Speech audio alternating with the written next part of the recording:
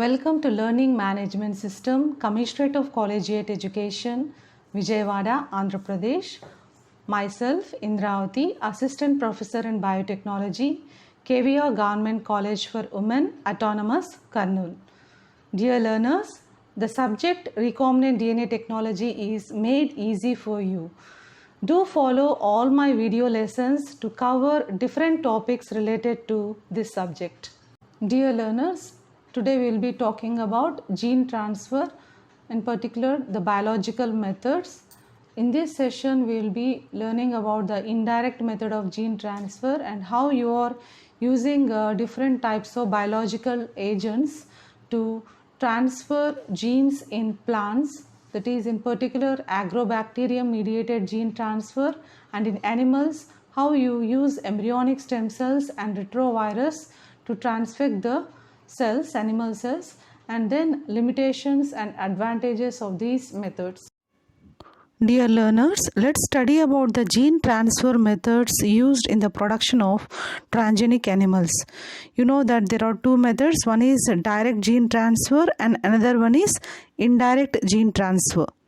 So during direct gene transfer, the desired gene is directly transferred from source to the target organism using either instruments or chemicals. So this method is called as direct gene transfer. So directly you are transferring the desired gene from the source to the target organism. In the indirect gene transfer, you are taking the support of biological agents like vector and host to transfer the desired gene from the source to the target organism. So this method is called as indirect gene transfer. So you are taking the support of biological agents like bacteria, virus in order to transfer the gene from the source to the target organism. The biological agents used in plants is agrobacterium. So it's agrobacterium mediated gene transfer is the biological method of gene transfer which is commonly used in the production of transgenic plants. In case of the animals, the biological agents used are retrovirus and embryonic stem cells. So coming to the first one, agrobacterium mediated gene transfer. This agrobacterium tumefaciens, it is a rod shaped gram negative bacteria, soil bacteria, and this agrobacterium is acting as a natural genetic engineer. So this particular agrobacterium, when it infects the plant cells and particularly the dicot plants, it inserts its tumor inducing gene into the plant cell. So during the infection process, it is able to transfer the tumor inducing genes present in it into the plant cell. As a result, the plants will be getting a disease called as crown gall disease. This crown gall disease served as a bioinspiration model for the scientist to design gene cloning technique in plants. So this agrobacterium, it contains Ti plasmid. So this Ti plasmid is, or Ti plasmid, it is called as tumor inducing plasmid. This Ti plasmid is having a tDNA which is containing transfer genes. This tDNA is having left border and right border, and within this border sequences it is having growth hormone inducing genes like this auxin and cytokinin. And apart from that, it is containing virulence genes, origin of replication, and the one opine catabolizing genes also. So in particular, the point of interest here is the virulence genes and the tDNA portion. So whenever the wounded plant cell, it will be releasing certain types of secondary metabolites like phenolic compounds. These phenolic compounds, they activate the Vir genes which are present in the Ti plasmid of this soil bacterium. Once the Vir genes they get activated, it triggers the tDNA, triggers the tDNA portion, and this tDNA portion it goes and insert into the plant cell, because this tDNA is containing the growth hormone coding genes. So when they go and insert the plant cell, in the plant cell, particularly in the crown portion, that is the basal part of the stem, when this tDNA gets inserted there, because it is containing a growth hormone genes, the cells, the plant cells, they show excessive cell division, resulting in the formation of tumor or gall. Because it is seen in the crown portion, it is called as crown gall disease. So this disease, it serves as a bioinspiration model. So the scientists, they have taken, that is they have removed the unnecessary genes, and particularly the genes, the tumor inducing genes present between the left and right border, they are removed, and in that portion our desired gene, if you insert, then that genes, they can go and transfer into the plant cell. So in this way, the agrobacterium is acting as a natural genetic engineer. So this type plasmid, it can't be taken directly as a vector, because it is of large size and it is containing some unnecessary genes. So all the genes, they are removed, and thereby reducing the size, and the genes which are retained are only this virulence genes, origin of replication gene, and the left and right border of the tDNA portion is retained while designing the modified type plasmid. So modified type plasmid is in the form of co-integrate vector or binary vector. They are the modified type plasmid. So in that type plasmid, the tumor causing genes, that is the internal part of the tDNA, and this opine catabolizing genes, is the unnecessary genes, they are removed, and in that portion the desired gene and the marker genes, polylinker sites, they are added. So this is the modified plasmid. So the virulence gene is retained, the origin of replication, and within the left and right border of the tDNA, you are introducing the gene of interest, and because you want to express this gene in the plant cells, this desired gene is clubbed with regulatory genes like this promoter, terminator. So, and also because you want to screen the transformed cells and also the host cells, here the bacteria selectable marker and plant selectable marker is also present in this modified T plasmid. This is called as a co-integrated type plasmid. So this is the portion of the tDNA. It mainly contains, that is the left border and the right border of the tDNA. It contains a promoter, selectable marker gene, the poly A tail, and this is the selectable marker expression construct, and this is the gene of interest. So the gene which you are inserted, desired gene, the promoter for this, and also the poly A tail. So in this manner you will be expressing both the marker gene and the gene of interest in the target cell, that is on our plant cell. So this is the expression cassette which is seen between the left border and right border of the tDNA portion of the Ti plasmid, modified Ti plasmid. So this particular expression, you can, that is the how the gene is expressed and how what are the steps involved, you will be seeing in this flow chart. So for the production of a transgenic plant, that is Bt cotton, you will be taking the desired gene from Bacillus thuringiensis, a bacterium called as Bacillus thuringiensis. From this bacteria you will be isolating a crystal toxin producing gene called as Cry gene. So this gene is introduced into our modified type plasmid. Along with the regulatory genes, you will be inserting this Cry gene. Then this recombinant type plasmid, it is introduced into the Agrobacterium tumefaciens cell. So this Agrobacterium it is now acting like a host, and it provides the environment for the growth and multiplication of our recombinant type plasmid.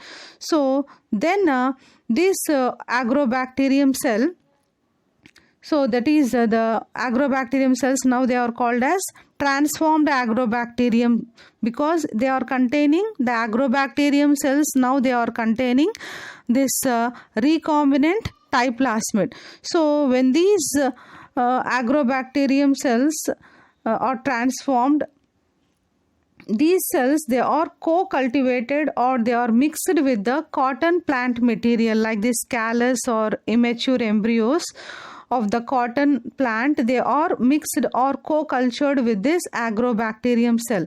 So what happens?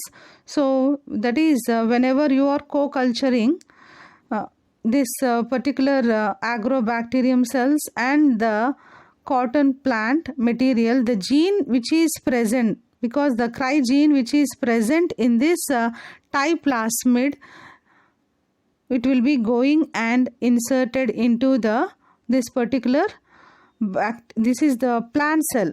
In this plant cell, the Cry gene is going and inserted. In this way, you will be seeing the the transfer of the gene from the bacteria to the plant cell. So in this diagram, the overall view of the diagram, the agrobacterium mediated transfer. So here this is the target gene. Let's imagine it as the Cry gene. The Cry gene is integrated into the tDNA portion of the type plasmid. Then the recombinant type plasmid, it is introduced into the agrobacterium cells. And when these agrobacterium cells, they are mixed with this green color, it represents the plant material.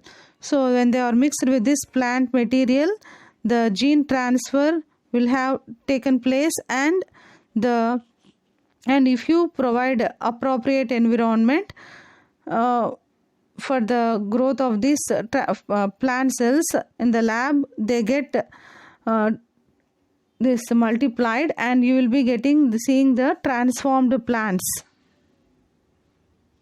So the same thing is represented here, the cotton plant material which are containing this particular infected with this agrobacterium cell, and after a period of time you will be seeing the regeneration of plantlets, and these plantlets, if you habituate them gradually to the outside environment, you will be seeing the growth of small plantlets.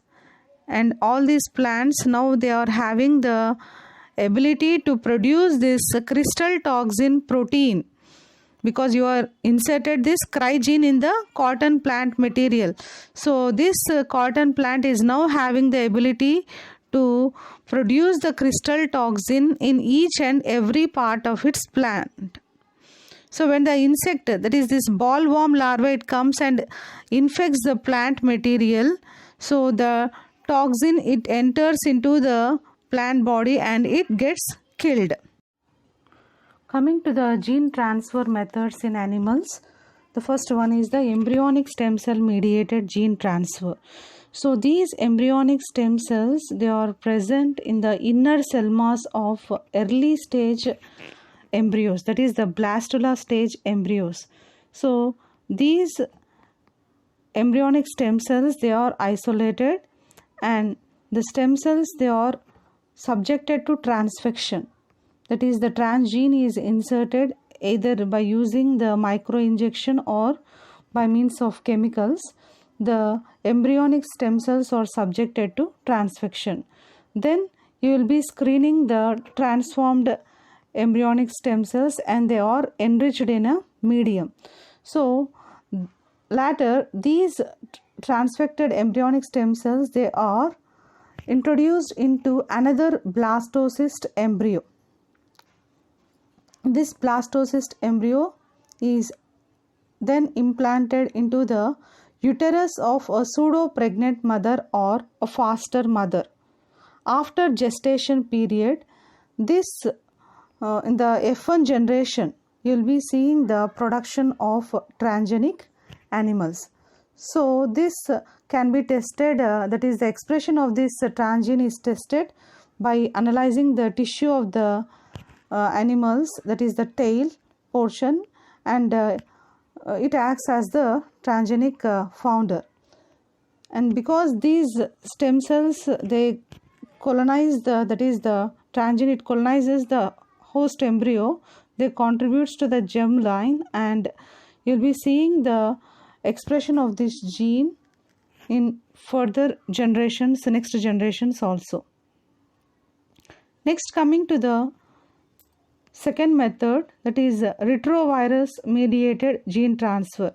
So the retrovirus is an RNA virus, and it is mainly containing this GOG, POL and ENV genes, which are responsible for the virus structure and replication, and also it is containing the long terminal repeats, which helps in the integration of the viral genome into the host genome.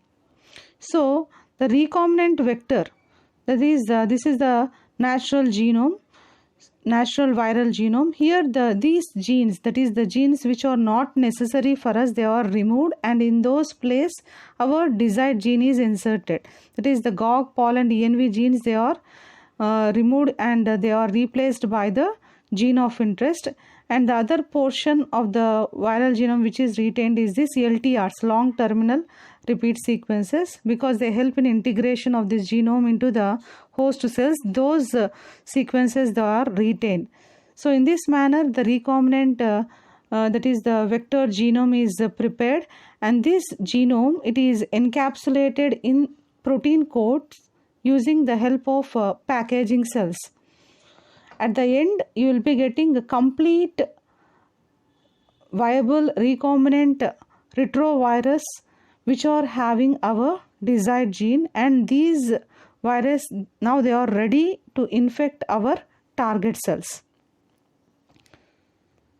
Okay, so the foreign genes, they are delivered into the host cell by transfection method, and because you are replacing all the pathogenic viral genes by the transgene, and once you infect the target cells, the transgene, it goes and inserts into the target cell, and up to 8 kb of the foreign DNA it can be inserted. The main advantage of this method is that it does not lead to abortion, and the probability of expression of the transgene is much better in this retrovirus method compared to the embryonic stem cell method. And for this the material which you are taking is the target cell material is 4 to 8 cell embryos you are taking, and so these embryos, 4 to 8 cell stage embryos, they are taken, and these embryos are infected with this retrovirus. So after infection, the transgene, they go and integrate into this embryonic embryo genome by means of homologous recombination, and afterwards these embryos, they are implanted into the uterus of the foster mother or pseudo pregnant mother. After gestation period, in the F1 generation you will be getting the transgenic founder, and you can just see that is the gene is inserted or not by taking small part of the tissue, and this particular transgene, it gets established in germline, and the gene can be transferred to next generations also. So in the conclusion, let's recap the main points. The biological gene transfer methods you have seen both in plants and animals. Here the target cells, they are transformed with the support of biological agents in the form of vectors and host cells. In plants, the agrobacterium mediated gene transfer we have studied, and it is having a broad host range capacity, and it is used for the effective transformation in dicots, monocots, gymnosperms, and even in fungus also. Okay, the second method you have seen in animals. Two methods you have seen. One is the embryonic stem cell, and the next one is the retrovirus mediated gene transfer. So this transgene is because it is integrated into the embryo cells, the contribute to the germline, and the expression of this transgene you will be seeing in the F1 generation, and it acts as the transgenic founder. And these particularly this embryonic stem cell mediated gene transfer, it is used in the production of transgenic mice. So in these mice, they are used as disease models to study the progression and in the treatment of various kinds of diseases. So with this, I conclude the session. Hope you enjoyed learning this session. Last but not the least, I profusely thank Commissionerate of Collegiate Education for providing this LMS platform to reach a large number of enthusiastic learners like you. Thank you one and all.